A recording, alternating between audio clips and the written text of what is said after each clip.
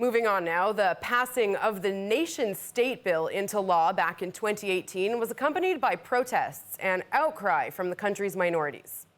The law recognizes Israel as a Jewish state, essentially designating all minorities as second-class citizens and making Hebrew the only official language. Even 2 years down the line, the nation-state law is sparking polarized debates about the character of the country's democracy. Now there's a petition to appeal that law and a hearing coming up in 2 weeks to decide exactly what to do. Now let's speak with Foreign Press Officer from the Association for Civil Rights in Israel, Maya Fried. Thank you so much for coming in to talk to us. Thank you for having me. Of course. So if you could please start just by giving us some background of, I know I explained a little bit in my lead there, but what exactly is the nation-state law and what does it mean? Sure, of course. So it's really important to start with the fact that the nation-state law is actually a basic law, and I'll take a little backwards and just say that Israel does not have a constitution. It has basic laws, which are at some point supposed to be the basis for a constitution. So they are quasi-constitutional. In other words, they're much harder to pass and much harder to amend or cancel than a regular law would be.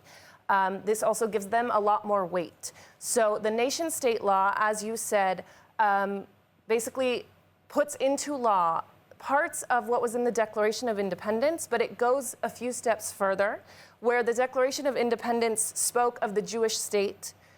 The nation-state law delineates between the Jewish people and minorities in the sense that it encourages promotion and settlement of Jewish communities. And it changed Arabic from being an official language alongside Hebrew to giving it just a special status, whatever that means. So tell me a little bit about the organization you work for and what exactly is your petition? So the Association for Civil Rights in Israel is the oldest and largest human rights organization in the country and works on a breadth of issues from civil and political rights to the Arab minority and the territories. So the petition actually is one of 15 that is going to be heard on the 22nd of the month. The petitions were sort of combined.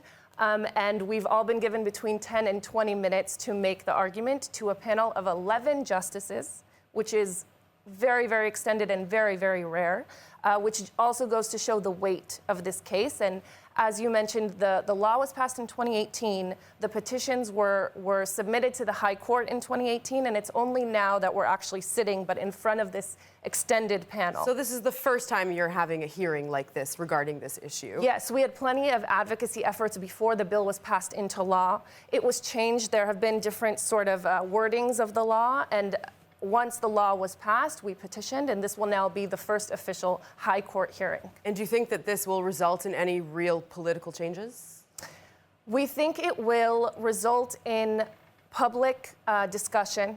We think it will, we're optimistic that the 11 judges will take this into account. The 20% of the population that is truly being affected, and we can talk about examples in a moment, it might be live streamed. This is a very, very high profile case, so we have a lot of optimism.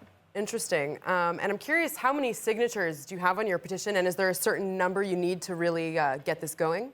It's not a petition of that sort. It's a legal petition. Got it. It's a legal petition to the High Court of Justice, and we request in the petition to cancel the law, to completely repeal it.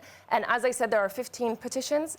All from similar organizations that do the same. Right. There's different organizations and communities. There's a few Druze communities. There's Adala, Meretz, the political party, also has a petition. And so everybody will come at a different angle. We are requesting that the justices completely take this basic law off the books. We think it's anti-democratic. We think it's unconstitutional. And we think that it's incredibly infringing on human rights. We don't have much time, but how likely do you think it is that they'll completely take it off the table?